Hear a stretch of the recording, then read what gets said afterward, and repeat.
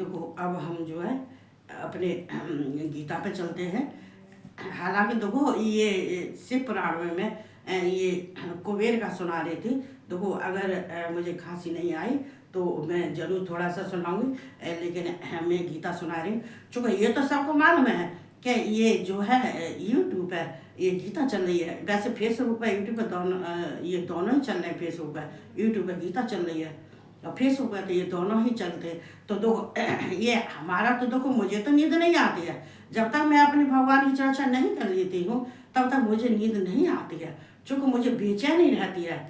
कहते हैं कि शरीर के अंदर इतनी जितनी बीमारी की कोई बेचैनी नहीं है, पर नहीं पड़ती तो उसकी बेचैनी बहुत हो जाती है। तो हमें चूँकि हमें अपना कार्य जब तक हम नहीं करते हैं, किसी को तो हमें संतुष्टि नहीं मिलती है। तो हम चलते हैं जो देखो आज कृष्ण भगवान क्या कहते हैं, तो हम पहले उनका ध्यान करते हैं। ओम कृष्णाय नमः, ओम वासुदेवाय नमः, ओम परमात्मने नमः, ओम गोविंदाय नमो नमः, ओम राधा वल्लभाय नमः, ओम क्लीं कृष्णाय नमः, ओम क्लीं कृष्णाय नमः, ओम क्लीं कृष्णाय नमः। कृष्ण भगवान राधा रानी को मैं कोट कोट प्रणाम करती हूँ, उनकी वंदना करती हूँ, स्तुति करती हूँ। और संसार के जितने हैं सबको जय श्री कृष्ण और राधे राधे। तो हम दो चलते हैं आज कृष्ण भगवान क्या कह रहे हैं। जो कि वैसे भी मेरा 18वां ये चल रहा है, तो कुछ मुझे भी बेचैनी सी हो रही है। चलो कोई बात नहीं है, इसके बाद फिर मैं गर्भ से था निकालूंगी जो है। तो हम देखते हैं कहाँ थे।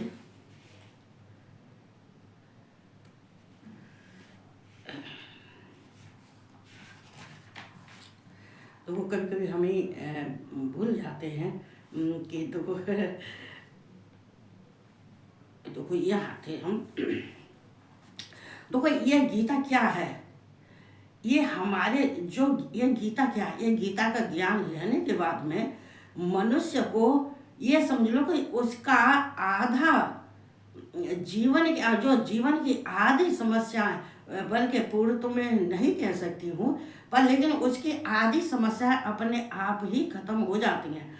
और सब उसको हर एक तरह से उसे चारों तरफ से दिखाई देने लगता है कि ये भी मेरा कार्य अगर नहीं बनना है तो इसके लिए कहते हैं उनका जो ज्ञान प्राप्त किया है उसको ज्ञान बढ़ता जाता है, बढ़ता जाता है। तुम्हारा कार्य देखो कहते नहीं है कि ये कार्य बिगड़ गया।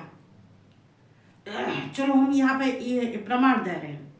जैसे मान लिया कोई कार्य तुमने किया, वो कार्य खराब हो गया,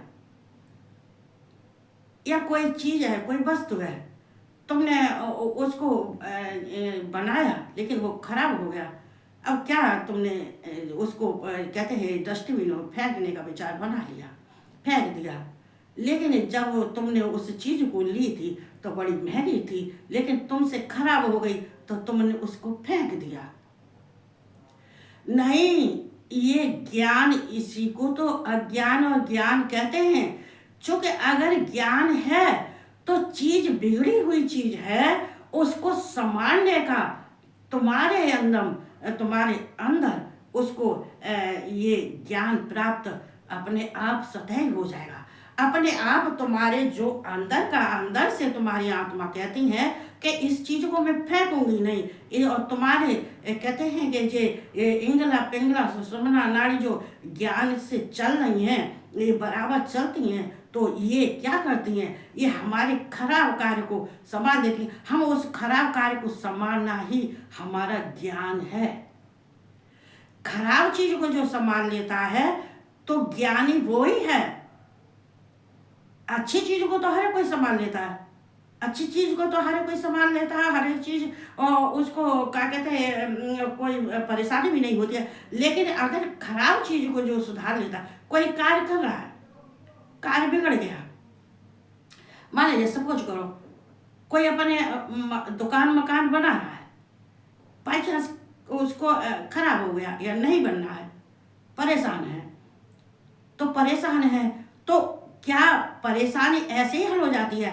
और उसको बनाने के लिए ये जो ज्ञान कृष्ण ने सब कुछ इसमें दिया है, सब कुछ दिया है। अगर उनका ज्ञान तुम्हारे अंदर हो जाता है तो कहते हैं मकान बनेगा नहीं, दौड़ेगा, दौड़ेगा। क्योंकि ये बिगड़े हुए को कार्य काम बनाना और बिगड़े हुए को जो कहते हैं संभालना, उसका कार्य कहते हैं उलझे हुए को सुलझाना, ये ही ज्ञान है, इसी को ज्ञान कहते हैं। तो ये ज्ञान कौन दे रहा है? तो ये ही ज्ञान कृष्ण दे रहे हैं। तो ये हमारे सबके जीवन के लिए बहुत महत्वपूर्ण है, उत्कृष्ट है, श्रेष्ठ है। तो हमें इस पर ध्यान देना चाहिए। तो ये न तदस्त पृथिव्याम वा देवेश वा पुनः सत्यम प्रकृत जय मुक्तम यदिव्य स्त्रात्र विगुणय। देखो भिरुगुणय, देखो यहाँ पे जो गुण हैं भगवान कृष्ण का, वो 3 गुण हैं।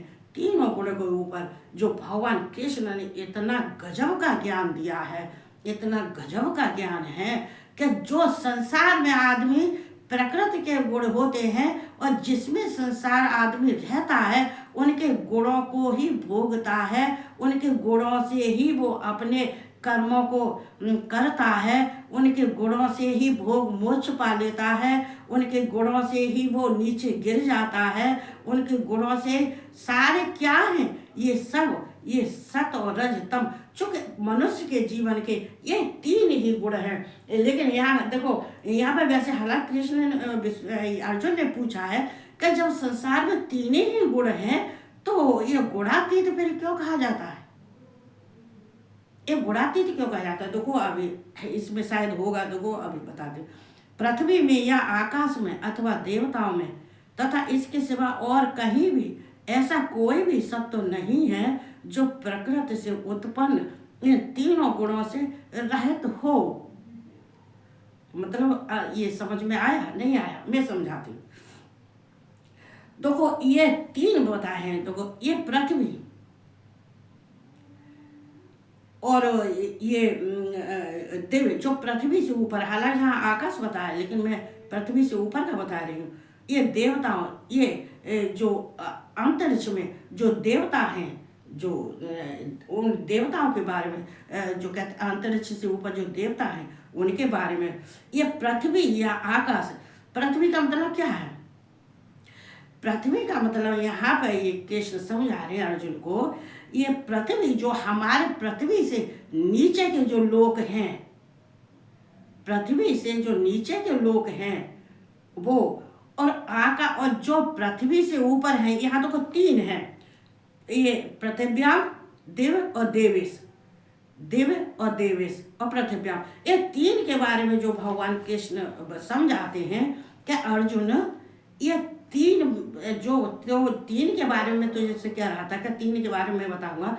तो ये जो है पृथ्वी है, जो पृथ्वी के नीचे के लोग हैं, जैसे आतल पाताल अतल सुतल, तो ये जो हैं ये आकाश के नीचे, और पृथ्वी से ऊपर के हैं जो अंतरिक्ष, जो अंतरिक्ष है, जो अंतरिक्ष उसको पृथ्वी से ऊपर के लोग कहते हैं, जिनको अंतरिक्ष कहते हैं, जो ऊपर के लोग हैं पृथ्वी से। और देवताओं की बात है तो उनसे ऊपर जो देवता रहते हैं, जो ब्रह्मा विष्णु हैं, ये सब हैं, ये इंद्र हैं, ये सारे देवता हैं। इन देवताओं को जो है, इनको अंतरिक्ष से ऊपर जो देवता हैं जो उनके लिए तो कहते हैं कि उन्हें पृथ्वी या आकाश में अथवा देवताओं के, जो देवताओं के लोग अलग हैं, पृथ्वी के लोग अलग हैं, आतल पाताल ये, तो पृथ्वी से ऊपर अंतरिक्ष है, उसके लोग अलग हैं, और जो उससे ऊपर है वो देवताओं के लोग हैं। या 3 लोकों की चर्चा चल रही है, और तीनों लोकों में कितनी महत्वपूर्ण बात है। देखो ये कितनी समझने वाली बात है कि देखो ये इसके सिवा और कहीं भी ऐसा कोई भी सत्य नहीं है। इनके सिवा ये तीनों जो हैं ये सब ये तीनों गुणों में रहते हैं, ये तीनों गुणों से रहित हैं। ये तीनों, चूंकि इनके ये सब जगह ये 3 ही गुण हैं, ये सत रज और तम, ये तीनों गुण सब जगह विराजमान हैं। आकाश पाताल और देवलोक जहाँ भी होता, लेकिन यहाँ पर और कहीं भी ऐसा कोई सत्य नहीं है। और ऐसा, और जो प्रकृति से उत्पन्न इन तीनों गुणों से रहित हो, ऐसा कोई नहीं है। ऐसा कोई लोक नहीं है, चाहे पृथ्वी के नीचे के लोग हैं, चाहे पृथ्वी से ऊपर के लोग हैं, चाहे देव लोग हैं। ये तीनों लोगों में अब देखो, पृथ्वी लोग तो यहाँ सब संसार मनुष्य आ गए जो है, तो जितने भी हैं, असुर हो चाहे देवता हो चाहे राक्षस हो चाहे मनुष्य हो चाहे प्राणी हो चाहे कोई हो, लेकिन ये ऐसा कोई नहीं है जो इनमें तीनों, ये प्रकृति के तीनों गुणों से रहित हो। सब जगह ये प्रकृति के गुण सब जगह है। प्रकृति अपने गुणों को ये नहीं छोड़ती है। इसको स्वभाव भी कह सकते हैं हम, इसको हम स्वभाव भी कह सकते हैं।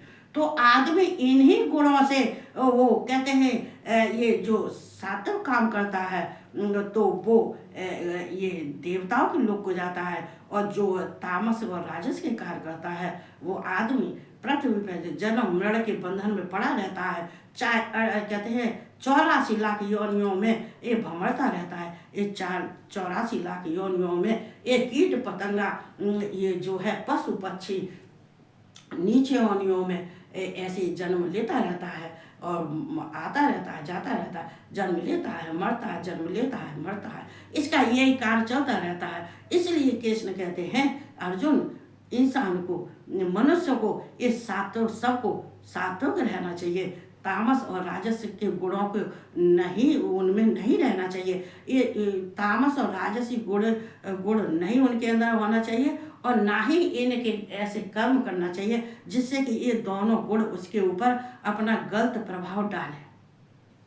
यहाँ कृष्ण को बहुत अच्छी तरह से समझाते हैं, और अच्छी तरह से। अब देखो क्या करें, देखो अब ये संसार है, संसार है, जो करेगा वो तो भुगतेगा। जो कर्म जैसा कोई करता है वो भुगत तो है ही। देखो ये रिटर्न तो होता है, इसको तो कोई नहीं रोक, और अगर कोई बीच में भी आना चाहेगा तो फिर उसको भोगना पड़ेगा। और जो जो कर्म भोग रहा है उसके और दूने बढ़ जाएंगे, उसके घटेंगे नहीं।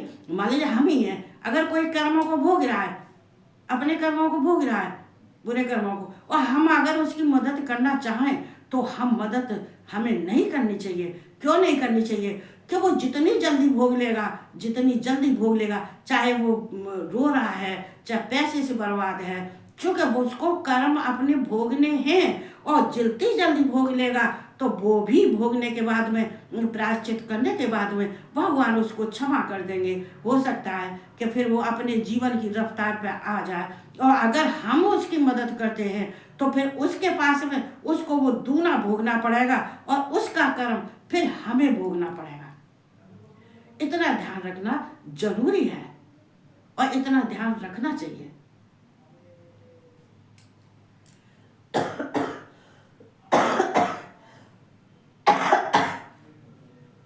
तो कहते हैं संसार में आने के लिए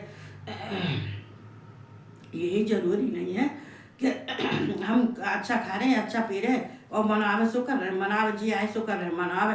लेकिन अब कोई कहाँ तक टोका? अगर कोई गलती इंसान है, सुधारना चाहो तो कहाँ तक सुधारोगे, कहाँ से? तो कोई इसकी लिमिट होती है। अगर कहीं लिमिट होती है तो किसी को सुधारा भी जा सकता है, समझाया भी जा सकता है। जिसकी कोई लिमिट ही नहीं रही है तो उसको तो कोई सुधारने से मतलब, चूंकि कर्म तो उसको भोगने पड़ेंगे। जो है ब्रह्मांड क्षत्रिय विषाम सूदाणाम च परंतप कर्माण प्रवक्तान स्वभाव प्रवहीर गुणय। देखो प्रवहीर गुणय, देखो यहाँ भगवान ने देखो चारों के कहा है। ब्राह्मण एक, देखो भगवान कह रहे हैं ब्राह्मण क्षत्रिय विषाम, मतलब ब्राह्मण क्षत्रिय और विषाम माने ये जो है क्षत्रिय, ब्राह्मण क्षत्रिय और ये वैश्य। और शूद्राम च परंतप, शूद्राम का मतलब है, शूद्र का मतलब है शूद्र, और शूद्राम मतलब ये जो है इनमें जो कोई कार्य ऐसे नहीं किए जाते हैं जो कि ये ब्राह्मण क्षत्रिय और ये वैश्य करते हैं। चूंकि ये भगवान कृष्ण ने वैसे इनको ध्वज कहा है, वैसे कृष्ण भगवान ने इनको ध्वज कहा है कि हे अर्जुन, मतलब अर्जुन कहते हैं कि कृष्ण, जब ब्राह्मण का कार्य होता है ये वेदों का अध्ययन करना और ये पठन पाठन करना, वेद मंत्र का उच्चारण करना, ये ब्राह्मण के कार्य करना होता है। फिर ये क्षत्रिय और वैश्य इनको द्विज आपने कैसे कह दिया, ये द्विज कैसे हो गई जो है। तो यहाँ कृष्ण समझाते हैं, तो कितनी अच्छी तरह से समझाते हैं। और ये तो कृष्ण कह रहे हैं, हे परंतप ब्राह्मण क्षत्रिय और वैश्यों के तथा शूद्रों के कर्म स्वभाव उत्पन्न गुणों द्वारा विभक्त किए जाते हैं। यहाँ तो देखो थोड़ा इतिहास में समझाते हैं। ये ब्राह्मण क्षत्रिय और वैश्य मतलब इनका क्या है कि ये ब्राह्मण कौन है, ये सात्विक है। ये क्षत्रिय कौन है, ये राजस है। और ये जो वैश्य कौन है, ये जो है ये तामस है। और ये जो कौन है, ये जो सूत्र हैं, ये राजस और तामस, ये दोनों ही है। अब इसका मतलब क्या है, ब्राह्मण का कार्य होता है जो पठन पाठन करने का, ये वेद मंत्रों का उच्चारण करने का, ये जाप करने का होता है। ये जो ब्राह्मण का कार्य है तो वो सात्विक है। लेकिन जो क्षत्रिय है तो वो राजस है। तो ये क्षत्रिय, ये सात्विक और राजस ये मिश्रित है। द्विज का मतलब समझे, ये क्षत्रिय और ये राजस ये दोनों ये सातों के मिश्रित हैं। ये चूंकि इनमें थोड़े से प्रभाव होते हैं, ज़्यादा नहीं होते हैं। और ये जो वैश्य हैं, ये वैश्य क्या हैं, ये राजस और ये तामस, ये दोनों मिश्रित हैं। लेकिन ये जो शूद्र हैं तो ये शूद्र जो है ये तामस राजस है। क्यों कि क्षत्रिय का कार्य होता है कि ये तेज और ये जो है वीर होते हैं, ये युद्ध करना इनका कार्य होता है, युद्ध करना और युद्ध में अपनी जीत हासिल करना, विजय प्राप्त करना, इनके अंदर तेज होता है। लेकिन ये जो है वैश्य होते हैं, इनका होता है गौरक्षा करना, कृषि का कार्य करना, व्यापार करना, ये शूद्र का कार्य होता है, वैश्य का कार्य होता है। लेकिन ये शूद्र का कार्य जो होता है, ये शूद्र का कार्य होता है कि जो तीनों वर्ण के हैं, या वर्ण चारों दिए हैं, चारों वर्ण, इसीलिए तो अर्जुन चकरा जाते हैं। अर्जुन इसलिए अर्जुन ने यही तो बात यहाँ पे कहा है। तो देखो ये क्या है कि ये जो शूद्र का कार्य है, ये ना ही पठन पाठन का कार्य कर सकते हैं, ना ही वेद मंत्रों का उच्चारण कर सकते हैं, ना किसी मंदिरों में चढ़ सकते हैं, और ना ही और ये और जो क्षत्रिय हैं ये भी जो इनका कार्य जो क्षत्रिय कार्य है वो भी ये नहीं कर सकते। केवल शूद्रों का कार्य तो है कि ये शूद्र इनकी तीनों की सेवा करना, क्योंकि ये शूद्र के लिए इन सारे कार्यों की मनाही है। अब देखो ये शूद्र, यहाँ पे भी देखो एक प्रश्न उठा है कि ये ब्राह्मण और क्षत्रिय, ये जो है ये जो वैश्य, इनको ध्वज कहा गया है। तो ये ब्राह्मण में ही है। देखो ये जो क्षत्रिय होते इनमें ब्राह्मण भी होते, तो इनको ध्वज कहा गया है चूँकि ये सब कुछ ये। लेकिन ये जो है नीचे की, अब मैं अपनी मुँह से क्या कहूँ, अच्छा नहीं लगता है। दो शूद्र तो होते हैं, शूद्र को तो सभी जानता है। ये जो है होते हैं जो हम इनके घर का खाना पीना भी नहीं खाते हैं, जैसा कुछ है मतलब जो है।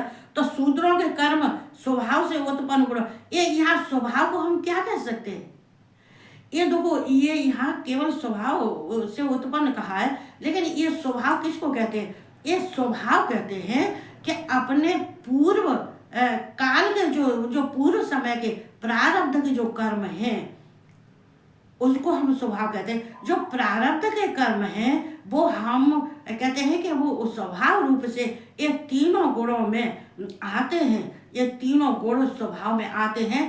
और ये गुणों के ये स्वभाव जो तीनों गुण आते हैं, ये प्रकृति के जो तीनों गुण हैं, ये स्वभाव ये पूर्व कर्म से प्रारब्ध से ये आते हैं। और प्रारब्ध से आने के बाद में ये तीनों गुण प्रकृति के जो हैं, ये इन तीनों गुणों में ही इन्हीं के भोगता है। इन्हीं में जो तीनों गुणों के अनुसार जो कार्य करता है, कहते हैं जिस गुण में जैसा कार्य करता है उसको वैसा ही योनि मिलती है, वैसा ही उसको जन्म मिलता है, वैसा ही उसका कार्य होता है। तो हमें आप कहते हैं ये पूर्व जन्म के कर्मों का, कहते हैं जो कर्म हमारे अच्छे होते हैं वो सात्विक में चले जाते हैं, और जो हमारे कर्म अच्छे नहीं होते, जो आसक्ति से होते हैं, जो कहते हैं उनमें आसक्ति होती है और उसमें ममता होती है, तो वो हमारे चले जाते हैं राजस में। और जिसमें प्रमाद होता है, आलस होती है, निंद्रा होती है, और जिसमें के अंदर उसके अंदर तो सारे ही अवगुण होते हैं। तो ये क्या है?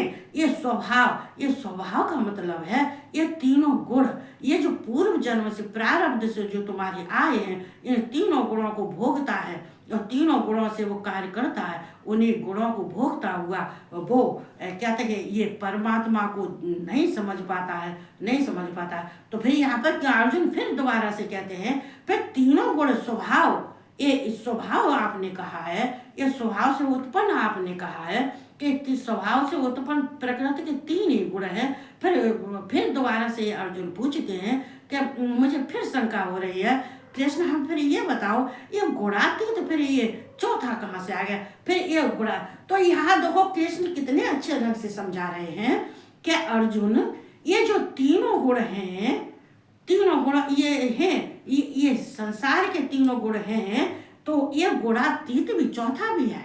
मैं ये नहीं कह रहा हूँ कि ये षष्ठ में नहीं है, ये षष्ठी की रचना हुई थी तब प्रकृति ने तीनों गुणों को उत्पन्न किया था, लेकिन तीनों गुणों को उत्पन्न करने के बाद में ये गुणातीत भी उत्पन्न हुआ था, ये चौथा गुण भी उत्पन्न हुआ था। तेरी शंका अर्जुन, तू जो शंका किए हुए है, मैं तुझको समझ आता हूँ तो अच्छे ढंग से समझाया कि ये गुणातीत का मतलब ये है कि सृष्टि की रचना में ये भी गुणातीत भी है, लेकिन गुणातीत ये ना ही तो इसका मतलब सृष्टि की रचना से है, ना ही सृष्टि के कार्य से है, ना ही मनुष्य के कार्य से है। ये परमात्मा, ये आत्मा, ये परमात्मा है। ये जो है ये श्री कृष्ण कह रहे हैं ये गुणातीत, ये मुझ कृष्ण को, अविनाशी को, परमात्मा को, ब्रह्म को जाता है।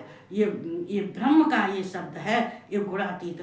चूंकि ये तीनों गुणों से परे हैं, लेकिन फिर भी ये तीनों गुणों में मनुष्य को रहते हुए भगवान को भी अंतर आत्मा में रहना पड़ता है। तो ये कहते हैं सृष्टि पर आए हुए जितने भूत हैं, जितने प्राणी हैं, उनके अंदर कृष्ण विराजमान हैं। तो बेशक ये गुणातीत है, लेकिन इनके अंदर कोई अवगुण नहीं है, ना ही इन्हें अवगुणों से कोई मतलब है, ना ही तीनों गुणों से मतलब है, ना ही प्रकृति से मतलब है, ना ही उनके कर्मों से मतलब है, ना ही सृष्टि से मतलब है, लेकिन किसी से मतलब नहीं है, इसलिए इसको गुणातीत कहा गया।